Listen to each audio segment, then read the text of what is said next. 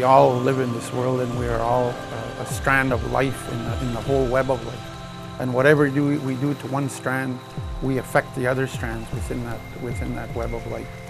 And certainly when we look at what we do with the water today and how we treat it or how we don't treat it, there's two differences there. There's water treatment, but there's also a non-treatment.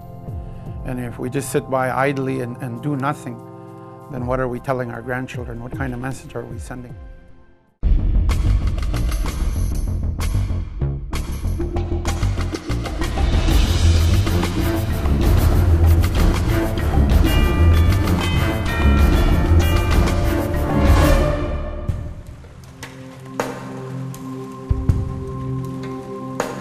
The watershed is 1 million square kilometers, 4 states, 4 provinces. 20 years ago, it wasn't obvious that we had major sustainable development issues in our own backyard. We have to have all those 6.6 million people behind us to turn this around. We've got to work together is basically what it's all about. A lot of people are really struggling to get enough clean water day to day. We have an incredible gift here. We have the most precious natural resource that a country could have, that a province could have.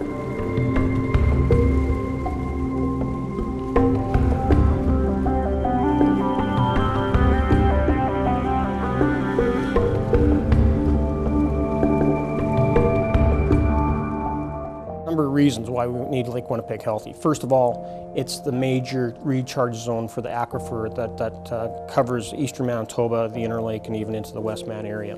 So we need to keep the entire basin healthy, which includes Lake Winnipeg, Lake Manitoba, Lake St. Martin, and the Red and the Assiniboine rivers. The second issue that we need to keep in mind is that it is a large economic driver for the province of Manitoba.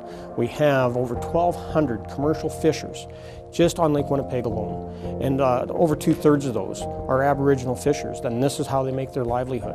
And then the third part is that Lake Winnipeg is also a huge tourism attraction with all the great beaches that we see in the East Beach areas, even up along Lake Winnipeg Beach and Gimli. Those are fantastic beaches, and people want to be able to go out there, enjoy themselves, support those local communities, go out and do some sport fishing, water skiing, and just pleasure boating. And so those are important issues for people that enjoy it and make use of the lake. I know my family, we love to go out to the beach, and we want to make sure that our families are healthy when they are entering the water and not dealing with all this algae and possible toxicity, and also the problems with some of the E. coli scares that we're seeing as well.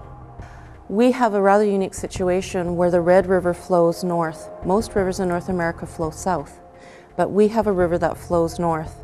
We have the Saskatchewan River and the Assiniboine River, which joins the Red River that flows from west to east. So when we talk about cleaning up Lake Winnipeg, we have to make sure we're talking about the dishwashers in Calgary. We're talking about low flush toilets in Fargo.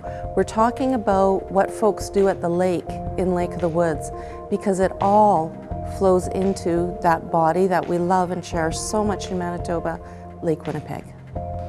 There are a couple of problems. One is related to water quality, one is related to too much water from excess runoff from the land and the watershed basin. So what happens in the Red River Basin is as water accumulates in the spring and during summer rains and wet cycles like we're in now, it moves north into Lake Winnipeg, and as it does, it picks up soil as it moves across the land, either in rural or urban settings, and a lot of times as it does that, it'll pick up nutrients like phosphorus, carry that along with the soil particles. They'll settle in the bottom of the lake in the sediment in the water column, and then they're there for algae, and that's part of what's causing the algae blooms.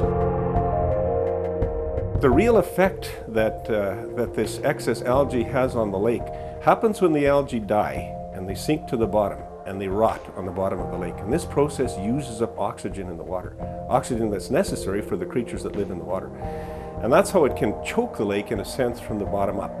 So the solution to the problem, of course, is that we have to stop our input of nutrients in the best way we possibly can by using products that are low or don't have any of these nutrients in them by treating our sewage, by best agricultural practices and other things.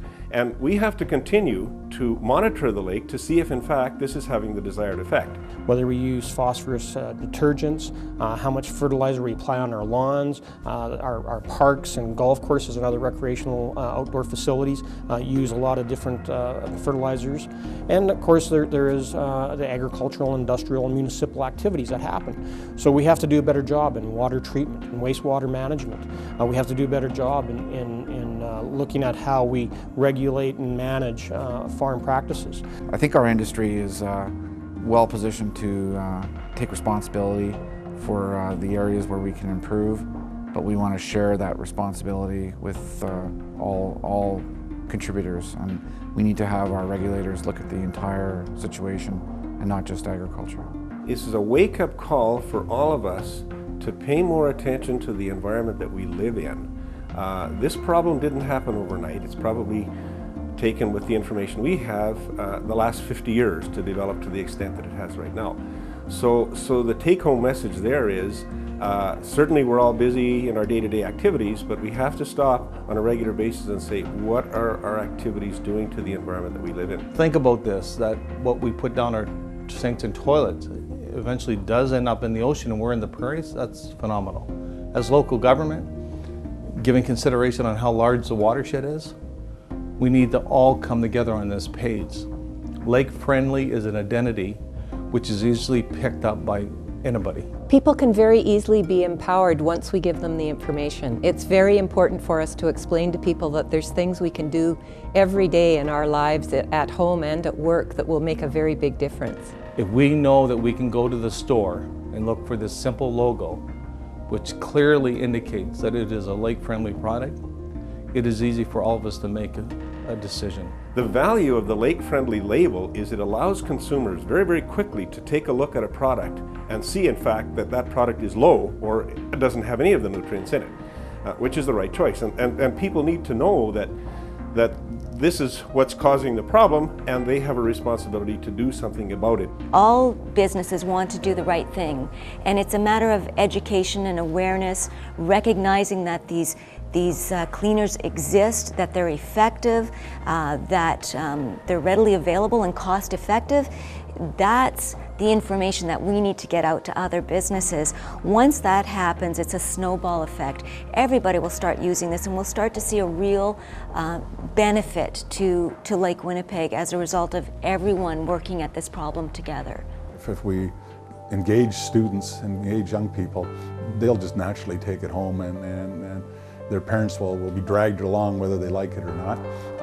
And as you know, our whole lake-friendly program, especially the logo and all that, started at the school level, and it really engaged kids. It means a lot to me because it's something that I can support, because I find the lake really important now, because a lot of our everyday uses are with the lake, whether it's swimming to drinking water. And so we have to protect that, because otherwise that's one large water source that we lose. I'm seeing a lot more people, a lot more concerned about the lake, and I think that's the biggest change. It's very encouraging. It's going to take time to reduce that trend, but every year we're learning more and we're doing more. And eventually we'll be able to reverse the trend, and we would really like to see the lake return to the beautiful state that it was in the 1970s. There was this understanding across a wide spectrum of stakeholders that it's not going to go away anytime soon. We are all in it together, but we can transform this into a very positive story, and there is an approach which brings everyone into a solution strategy. Whatever happens to me now, I've got nothing to lose. What I have is a little guy, 2 years old, still growing up, who's going to maybe be a fisherman someday, and I want him to be able to walk this spring or this summer into the water with his feet up to his knees and yelling and saying, "Wee," instead of running his mother dragging him away because it's full of algae. Is that how we want to live? Lake Friendly is a way of being. It's a way of thinking about our actions on the earth, our actions and how they affect our water. Being lake friendly can be from purchasing products that are less environmentally harmful, products that are Eco-Logo certified. Being lake friendly can be protecting your wetlands, restoring natural shorelines. Being lake friendly can be about choosing not to use a product that you know may end up in the lake. Lake friendly is about engaging individuals. It's about giving people the confidence to know that what they do matters. As 6.5 million of us living in this great watershed, we all have to participate in this task before us if we're going to protect our lakes, rivers, and streams and ensure we have fresh, clean water for our future. That spirituality is becoming awake now. A lot of our elders are not afraid to talk, and a lot of the leaders today that are leading are not afraid to talk. And I'm one of those leaders. I'm certainly going to exercise my leadership, and certainly going to exercise the knowledge that was transferred to me by the elders, and as well spiritually, and be able to openly talk about it as a person. I don't have to be talking as a First Nation person, but as a human being that has a love for his mother and has a love for our great-grandchildren, but moreover has a love and is responsible today on what we're going to leave tomorrow for our great-grandchildren.